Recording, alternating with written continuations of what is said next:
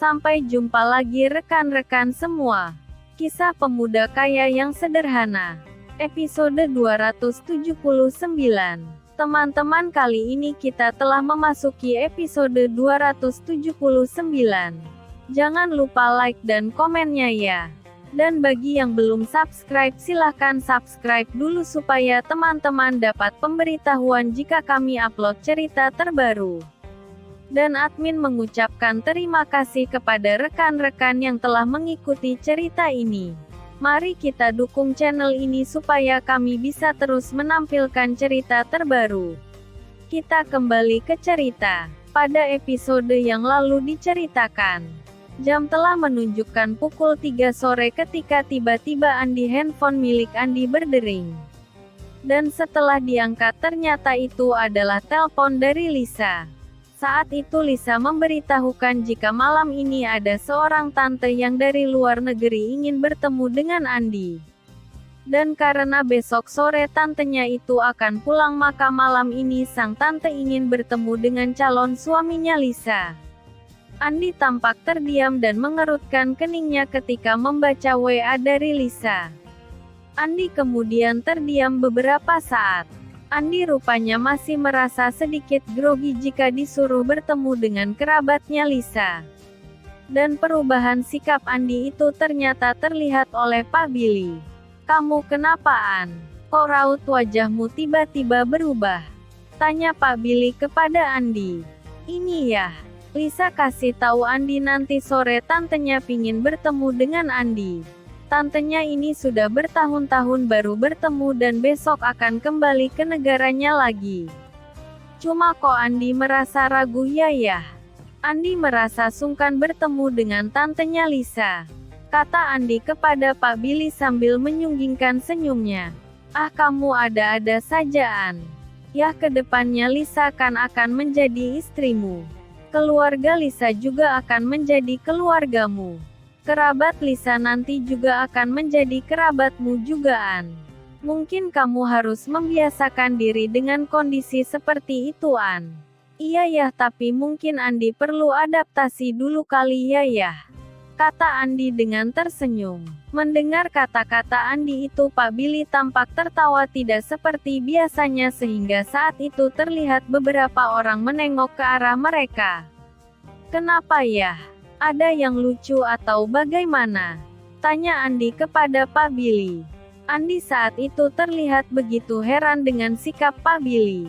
Tak biasanya Pak Billy bisa tertawa lepas seperti itu. Namun Pak Billy hanya berkata, "Tidak apa-apaan. Ayah hanya teringat masa lalu saja. Ayah paham kok dengan sikapmu itu. Tapi cobalah kamu berusaha semakin dekat dengan keluarganya Lisa. Toh nantinya kamu mungkin akan lebih sering tinggal bersama dengan mereka daripada dengan ayah." Pak Billy saat itu tampak tersenyum dan Pak Billy kemudian teringat puluhan tahun yang lalu. Pak Billy kemudian teringat jika sikap Andi itu ternyata menurun dari Pak Billy. Pak Billy pun ternyata dulu pun agak pemalu seperti Andi dan membutuhkan waktu yang lumayan lama untuk beradaptasi dengan keluarganya Ibu Lina. Bahkan saat itu Pak Billy sempat beberapa kali ditegur oleh Bu Lina dan mertua perempuan pun sempat menegurnya karena mereka menilai saat itu Pak Billy terlalu kaku dalam bersikap kepada kerabatnya Ibu Lina. "Sudahlah An, tidak usah dipikirkan. Semua akan berjalan sebagaimana mestinya. Kalau kamu canggung itu biasa dan wajar. Namanya juga belum saling mengenal. Nanti kalau sudah saling mengenal dan akrab, rasa canggungnya juga akan hilang. Justru kamu harusnya merasa bahagia. Dengan Lisa menjadi istrimu maka keluargamu juga bertambah. Kamu menjadi semakin banyak orang untuk saling bertukar pikiran. Semakin banyak orang yang kamu kenal dan itu untuk mendewasakan kamu. Untuk meluaskan cara pandangmu, An," kata Pak Billy kemudian.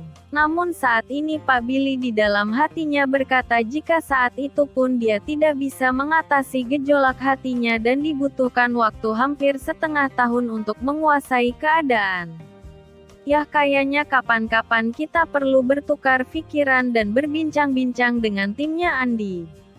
Pengalaman ayah sangat luas, tentu ini akan sangat bermanfaat untuk Andi dan tim.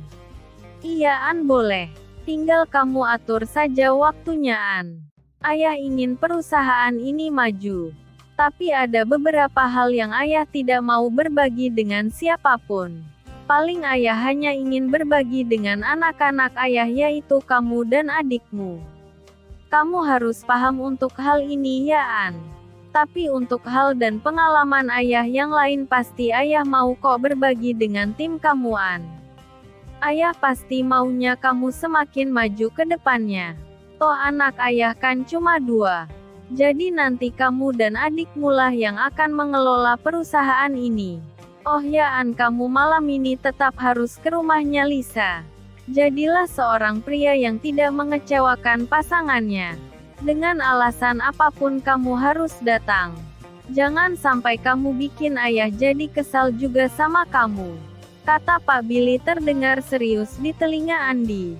Iya ya, Andi akan berusaha tidak mengecewakan ayah dan Lisa. Ya Andi, udahan ya, ada yang mau Andi lakukan di ruangan Andi. Kata Andi dan kemudian Andi berdiri meninggalkan Pak Billy di ruangannya itu. Dan setelah berada di ruangan kerjanya Andi kemudian duduk di kursi dan Andi masih terus mengingat apa yang dilakukannya hari ini. Tentang para satpam dan Pak Fuad semua sudah diputuskan dan itu tidak mungkin bisa ditarik atau diubah. Namun saat ini Andi berjanji ke depannya akan lebih berhati-hati dalam mengambil sebuah keputusan untuk perusahaan ini.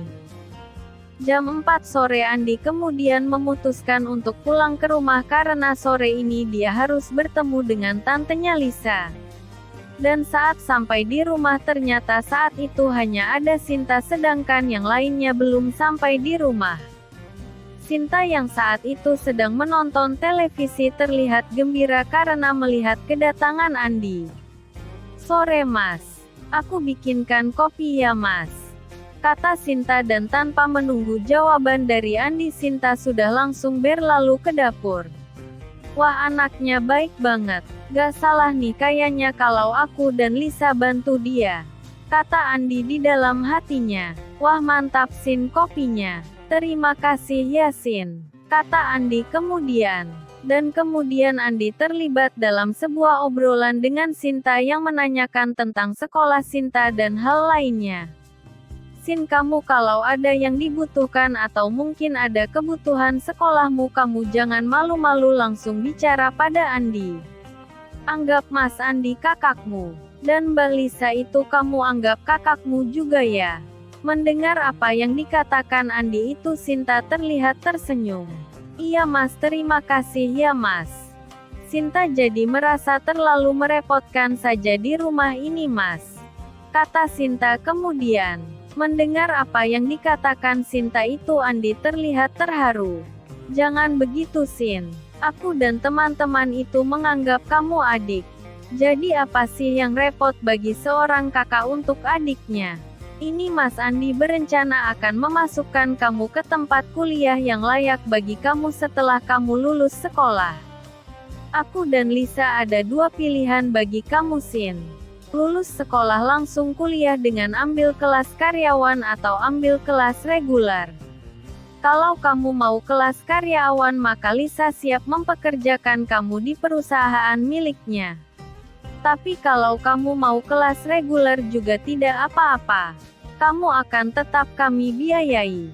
Terima kasih ya Mas.